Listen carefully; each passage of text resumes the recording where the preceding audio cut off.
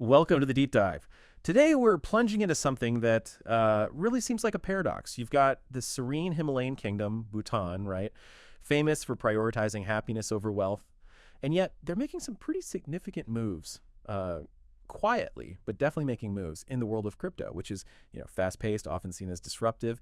It just feels like such a strange mix. Ancient philosophy meeting cutting-edge tech. It's fascinating. So yeah, today we're diving into how Bhutan's unique gross national happiness philosophy, their G&H, is actually intersecting with digital assets. And we'll look at what a major crypto figure, Richard Teng, the CEO of Binance, sees in this really unexpected alignment. Our mission really is to unpack this whole thing. Let's try to understand Bhutan's vision, what they're actually doing, and maybe what it signals for the future of well-being and innovation working together. Let's get into it. Okay, so to really grasp this, we have to start with the foundation, which is gross national happiness, or GNH. And it's not just some marketing slogan, it's genuinely Bhutan's core development philosophy. It was introduced by their fourth king way back in the 1970s. And the absolute heart of it is this.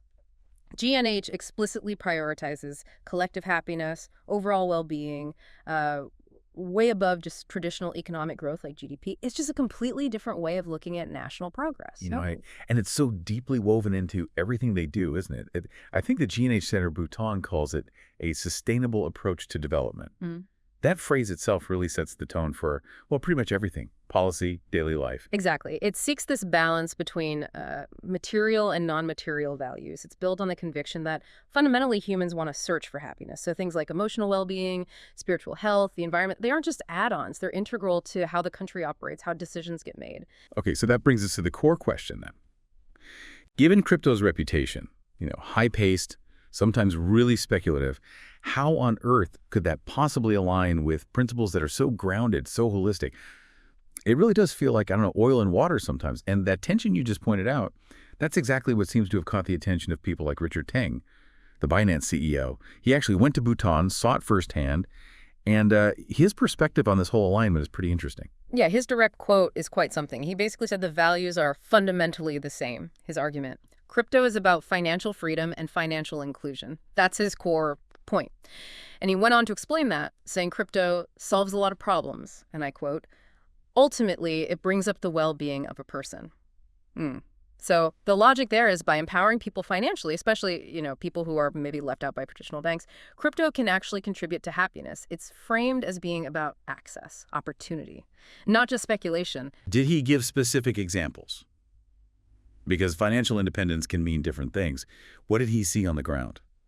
Well, he mentioned meeting people, especially in underbanked areas around the world, not just Bhutan, who used crypto assets to gain that independence. For them, it might mean accessing global markets for a small business, maybe sending money home without huge fees, or just having a more stable way to save money if their local currency is volatile.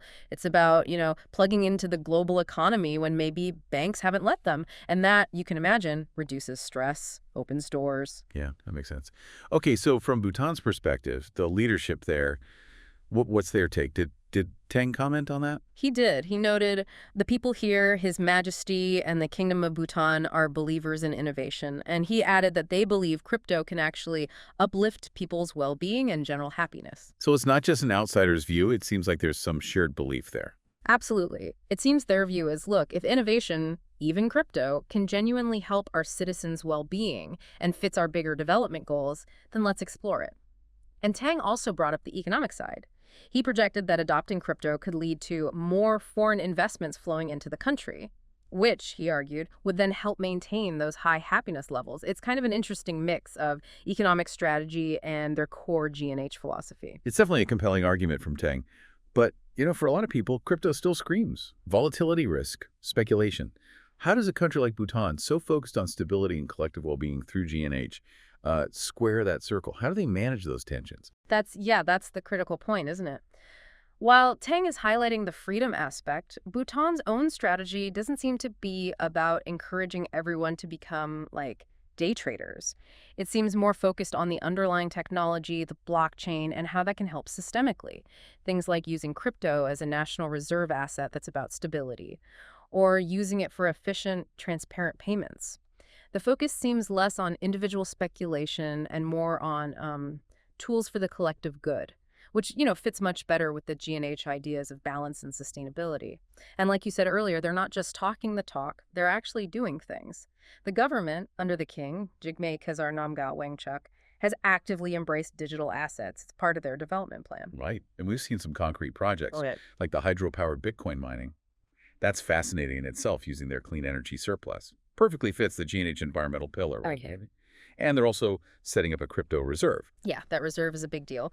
It's basically a strategic move to diversify their national assets, maybe even laying groundwork for a future digital currency. Who knows? Shows real forward thinking. And this is where it gets really surprising for many. Bhutan has been, well, quietly accumulating Bitcoin. Public data suggests they actually hold over 13,000 BTC. Wow, 13,000 Bitcoin. That's a lot. Putting that to perspective, I read that makes Bhutan the fifth largest country holding Bitcoin. Yeah. That puts them ahead of places like El Salvador, which has been way more vocal about its Bitcoin strategy. That's a serious commitment for a relatively small nation. It really is significant, and they're continuing to integrate it. Just this past May, Bhutan actually adopted crypto payments via Binance. And the interesting angle there is it's specifically targeting crypto holders to boost tourism. So that's a very practical application, using crypto to attract a certain type of tourist and boost the economy, hopefully in a way that respects their culture. Okay, so they're clearly enthusiastic. They've got these strategic moves. But are there roadblocks? What are the practical challenges on the ground? Well, yes, there are definitely challenges. One major one mentioned is infrastructure, specifically shaky internet connectivity.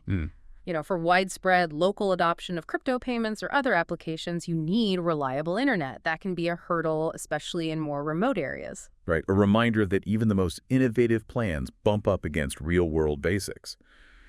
But it doesn't seem to be stopping their overall direction. So wrapping things up a bit, we've really dug into this quite a remarkable story. Bhutan, this nation focused on happiness, carving out its own path in the digital asset world. Such a unique blend, isn't it?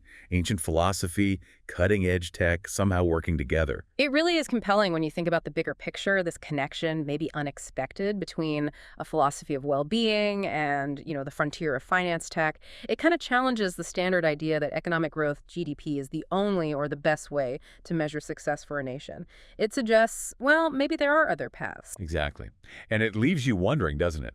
What could Bhutan's very specific approach teach other countries? How might they reconcile new technology, innovation with broader societal goals, moving beyond just the economic numbers? It definitely gives you a fresh perspective on what progress could actually mean. Maybe it shows you can innovate not just for profit, but maybe for peace of mind too.